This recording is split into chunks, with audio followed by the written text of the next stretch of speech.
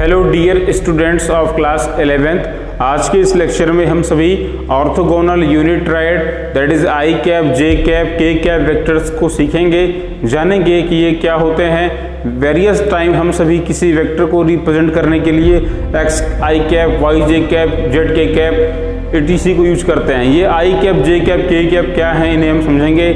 साथ ही आज हम बात करेंगे about the rectangular components of vector. किसी वेक्टर के रेक्टेंगुलर कंपोनेंट्स क्या होते हैं इनको हम सीखेंगे। फर्स्ट हम बात कर लेते हैं आइए about the orthogonal unit triad. I cap, J cap, K cap are known as the orthogonal unit triad. ये I cap, J cap, K cap क्या होते हैं देखिएगा। X axis, Y axis and Z axis की positive direction को represent करने के लिए हमने 3 वेक्टर्स को एज्यूम कर रखा है जो अपने आप में यूनिट वेक्टर्स होते हैं। इन वेक्टर्स को हम जो है ऑर्थोगोनल यूनिट ट्रायड कहते हैं। So orthogonal unit triad I cap, J cap, K cap are the 3 mutually perpendicular unit vectors along the positive direction of the X axis, Y axis and Z axis. X axis की positive direction को show करते हैं I cap से, Y axis की positive direction को show करते हैं J cap से, जेड एक्सिस की पॉजिटिव डायरेक्शन को शो करते हैं के कैप से।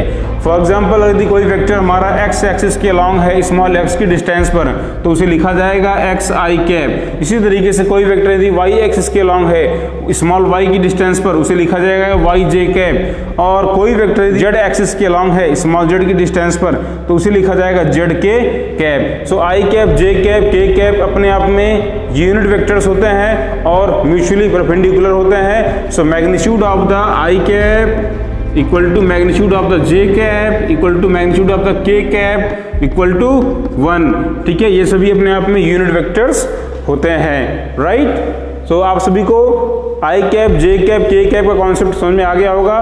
देखिएगा किसी भी वेक्टर के अलॉन्ग यूनिट वेक्टर को शो करने के लिए क्या करते हैं, उस वेक्टर के ऊपर हम कैप लगा देते हैं। कैप या हेड पढ़ते हैं इसको, जो आई के ऊपर लगा हुआ है एरो का साइन इसे पढ़ते हैं आई हेड या आई कैप, जे हेड या जे कैप, के हेड या के कैप। ठीक है, आपके ऊपर है आप क्या पढ़ना पसंद करेंगे, बट याद रखेंगे I cap, J cap, K cap are the orthogonal unit triad along the X axis, Y axis and Z axis in positive direction, right. आइए अब बात कर लेते हैं about the rectangular components of vector.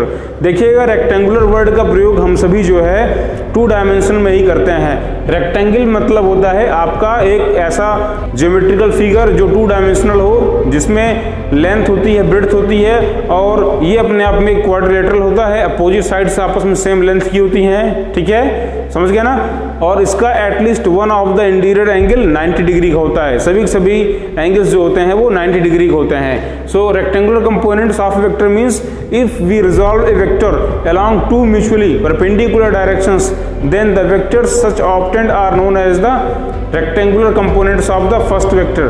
देखिएगा diagram में हमने एक पॉइंट P को लिया हुआ है जिसके कोऑर्डिनेट एक्स, वाई है। पॉइंट P का पोजीशन वेक्टर OP से दिया जाएगा। आप सभी को बताया गया था the position of any point from a assigned point और origin is known as the position vector. किसी पॉइंट के जो है किसी रेफरेंस पॉइंट के रिस्पेक्ट में जो पोजीशन हम लोग देते हैं उस पोजीशन के अलॉन्ग वेक्टर को पोजीशन वेक्टर कहते हैं। So vector OP is the position vector of point P। Position vector OP equal to as shown in the figure is vector R। देखिए वेक्टर OP की जो लेंथ है that is the magnitude of OP is small r। इस vector OP को हम जो है X axis and Y axis के अलॉन्ग रिजॉल्व कर सकते हैं in the 2 mutually perpendicular direction and these vectors X I cap, Y J cap are the rectangular components of the vector R। So rectangular components vector OM equals X I cap and vector ON along the y direction that is the y J cap, right. कैसे हुआ देखिएगा, point P के coordinate x, y है। So point P जो है वो x axis पर small x की डिस्टेंस पर है और y एक्सिस पर स्मॉल y की डिस्टेंस पर है। सो x एक्सिस के अलॉन्ग इसका कंपोनेंट x आई कैप लिखा जाएगा, जबकि y एक्सिस के along component y J cap लिखा जाएगा।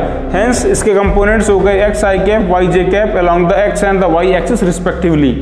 अब यदि वेक्टर OP एक्स एक्सिस के साथ में थीटा एंगल सब्सटेंड करे देन वेक्टर OP को हम लोग कुछ इस तरीके से लिख सकते हैं। ठीक है, therefore vector OP equal to vector X I cap plus Y J cap. So अगर हम लिखना चाहें vector O P equal to vector O M plus vector O N and that is vector R equal to vector X I cap plus Y J cap. ये इसका जो है rectangular component का form हो गया। एक रिलेशन जरा देखेंगे डायग्राम में, देखिएगा अगर बात कर ले मैग्नीट्यूड के लिए। Now if you look at the diagram, ठीक है, triangle O P M is a right angle triangle. So R square equal to X square plus Y square. So small R equal to under root X square plus Y square.